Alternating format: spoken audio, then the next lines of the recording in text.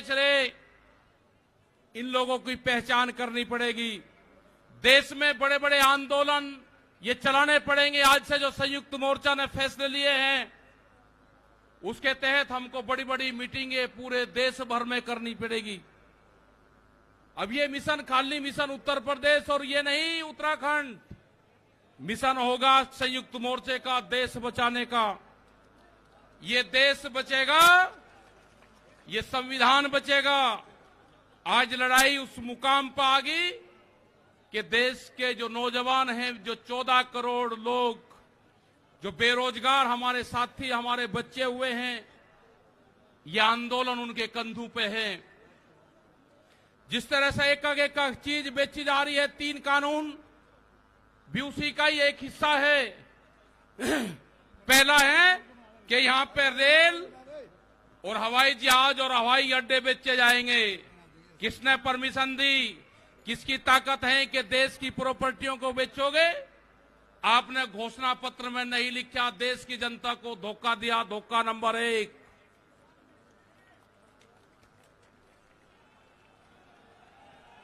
धोखा नंबर 2,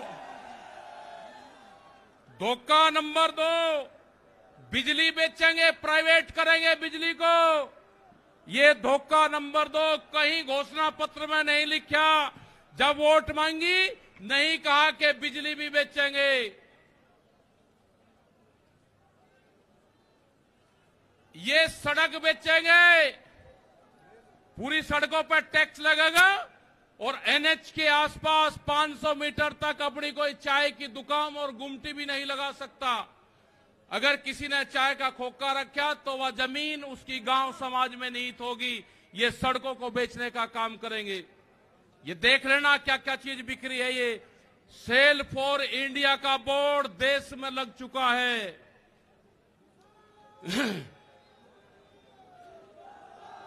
ये है एलआईसी, जो बड़ी कंपनी देश की, बैंक, ये सब बिखरे हैं। इनके खरीदार कोई और नहीं है, खरीदार अडानी और अंबानी हैं। ये बिखरे हैं सब। एफसीआई की जमीन, जहां पे हमारा भंडारण होता था, वे पूरी जमीन, पूरे गोदाम अडानी को दे दिए गए हैं। पूरी एफसीआई के जो गोदाम हैं अडानी के कब्जे में हैं। आपके पास में, भारत सरकार के पास में कोई भी गोदाम अब नहीं बचा है। देश के बंदरगाह, पूरा जो समुद्र के तट थे 100 किलोमीटर तक एक कंपनी को बेच दिए। वे बंदरगाह भी बिक गए। ये भी आपको जानकारी होनी चाहिए। वहां पे जो मछली पालन किसान हमारा था, जो नमक का किसान हमारा था, खत्म हो गए। बड़े बड़े बंदरगाह वहां पे बिक चुके हैं।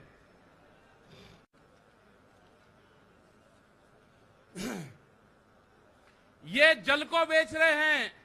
जल का पूर्ण रूप से प्राइवेट कंपनियों को नदियां बेची जा रही है।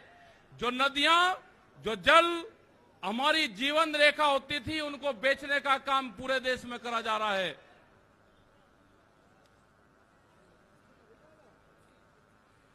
ये इंडिया ऑनलाइन सेल, मतलब कोई भी कीमत किसी भी चीज की लगा सकता है। भारत बिकाऊ है। ये भारत सरकार की पॉलिसी है। अब खतरे में कौन कौन है?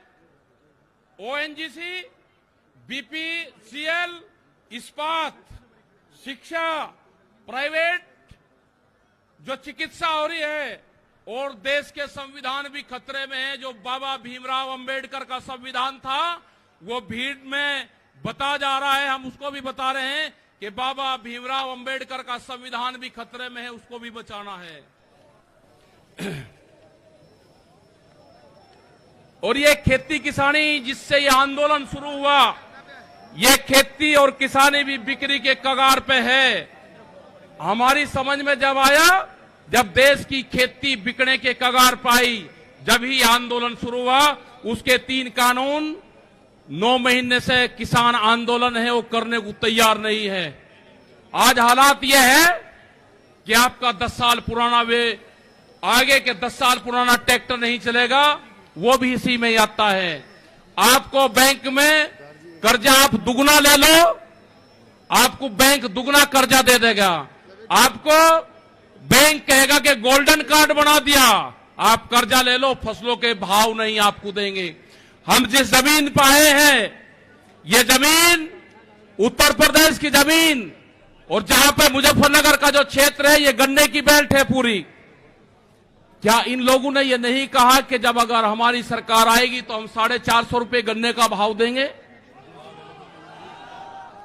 ये कोई भाव देने को तैयार नहीं है।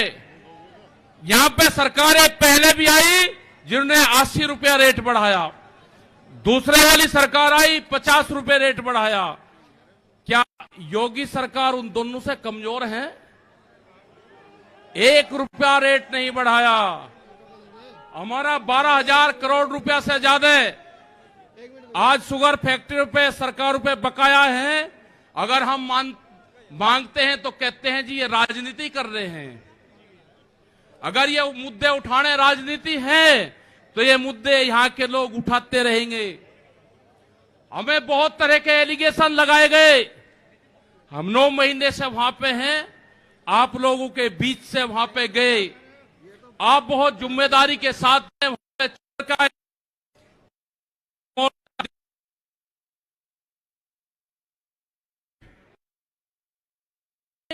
तो सिर्फ संयुक्त मोर्चा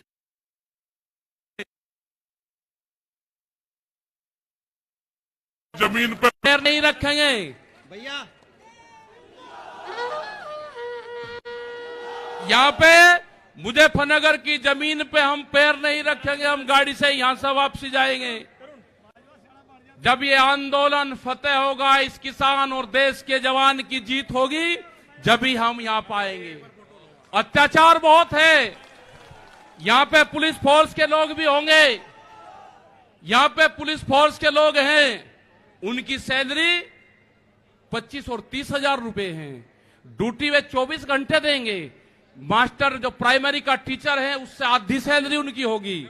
वे आवाज नहीं उठा सकते, उनकी आवाज को दबाया जाता है। उनका जो क्वार्टर है वो 500-600 फीट में है। उनके क्वार्टर बड़े बड़े, उनकी सैलरी भी टीचर के बराबर उनकी सैलरी हो।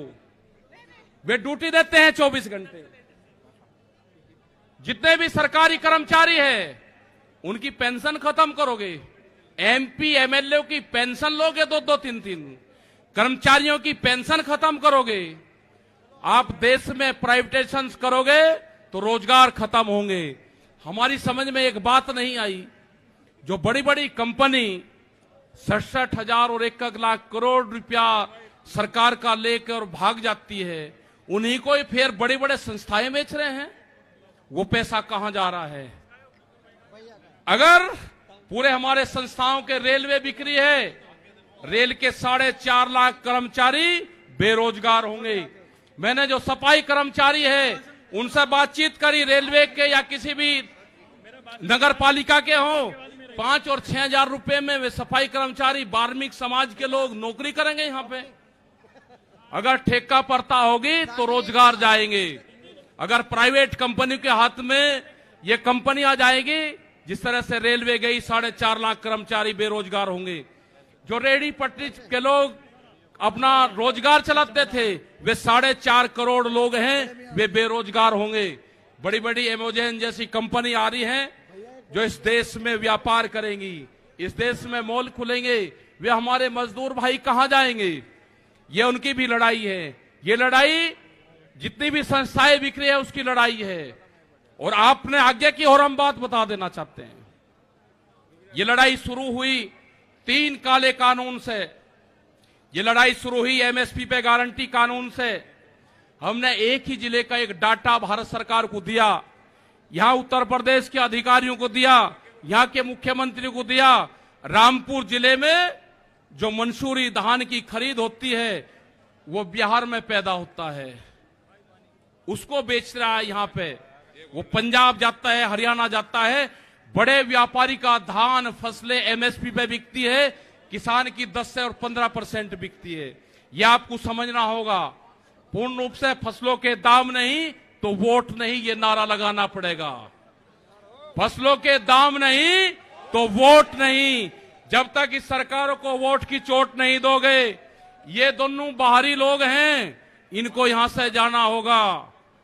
अमित शाह, मोदी और योगी ये चुनाव जीत का है, ये उत्तराखंड से चुनाव जीत के प्रधानमंत्री बने, कोई ऐतराज नहीं। उत्तर प्रदेश की जमीन से जीत के गुजरात में गुंडागर्दी के दम पे आना हो, वहां पे पुलिस स्टेट है, वहां पे जीत के देश का प्रधानमंत्री बने, कोई ऐतराज नहीं है। लेकिन उत्तर प्रदेश की जमीन पे ये दंगा करवाने वाले लोग हैं, इनको यहां पे बर्दाश्त यहां की जनता नहीं करेगी। ये मिशन जो संयुक्त मोर्चे का है, ये तय हो चुका है और हम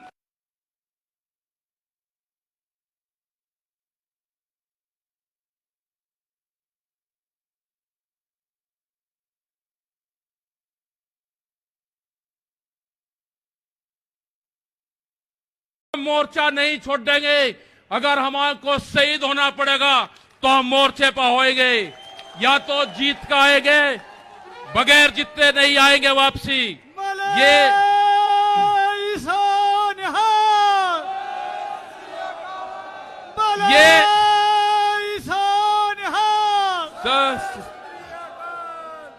इस तरह की अगर सरकारें देश में होंगी तो ये दंगे करवाने का काम करेगी। पहले भी नारे लगते थे जब टिकैत साहब थे, अल्लाहू अकबर, अल्लाहू अकबर, ये नारे लगते थे। हर हर महादेव और अल्लाहू अकबर के नारे इसी धरती से लगते थे। ये नारे हमेशा लगते रहेंगे, ये नारे हमेशा लगते रहेंगे। दंगा यहां पे नहीं होगा। ये तोड़ने का काम करेंगे, हम जोड़ने का काम करेंगे। किसी गलत फहमी में मत रहना। ये देश हमारा है, ये प्रदेश हमारा है, ये जिले हमारे हैं। आप तैयार रहना। ये कहते हैं कि लाल किले पे किसान गया, अगर लाल किले पे नहीं, किसान तो अगर जाता तो पार्लियामेंट पे जाता जहां पे कानून बने हैं। लाल किले पे धोखे से लेके गए हैं आप हमको, हमारे लोग नहीं गए। धोखे से लेकर आप लोग गए हैं। क्या कोई देश की एजेंसी है कि जो उसको जांच कर दे? क्योंकि कोई एजेंसी बोलने को तैयार नहीं है। पूरे देश पे इनका कब्जा हो चुका है, पूरी एजेंसियों पे। देश में कैमरा और कलम पे बंदूक का पहरा है। कैमरा और कलम पे किसी प्रेस की हिम्मत नहीं कि वो किसान के पक्ष में दिखा दे। निगेटिव दिखाते हैं बहुत प्रेस के लोग। तो इन सब लोगों का आपको ध्यान रखना है। ये आंदोलन जारी रहेगा। वो 28 तारीख की जो काली रात है उसको आप याद करते रहना। हम वहां से हटेंगे नहीं, किसी भी कीमत पर वहां से जाएंगे नहीं। देश के नौजवानों का रोजगार का सवाल है। 450 रुपया क्विंटल गन्ने का इन्होंने भाव की बात करी थी, वो चाहिए हमको। हमको फसलों पे एमएसपी की गारंटी चाहिए। प्रधानमंत्री ने कहा कि 2022 में फसलों के रेट दुगने होंगे, आमदनी दुगनी होगी। 3 महीने की बात रहेगी है। 1 जनवरी से बिकने वाली फसलें दुगने रेट पे बेचेंगे। ये प्रचार हम करेंगे। हम जाएंगे देश की जनता के बीच में, पूरे देश में संयुक्त मोर्चा आंदोलन करेगा। और हमने बार बार कहा कि हमारे पंच भी यही है और हमारा मंच भी वही है। आपने बात सुनी, ये 20 लाख से ज्यादा लोग मुजफ्फरनगर की जमीन पाए। इन सब का बहुत बहुत धन्यवाद। सभी वॉलंटियरों का धन्यवाद। अभी हमारे कुछ लीडर रह रहे हैं, आप उनकी बात सुनोगे। धन्यवाद। जय हिंद, जय भारत। वाहे गुरु जी का खालसा, वाहे गुरु जी की फतेह।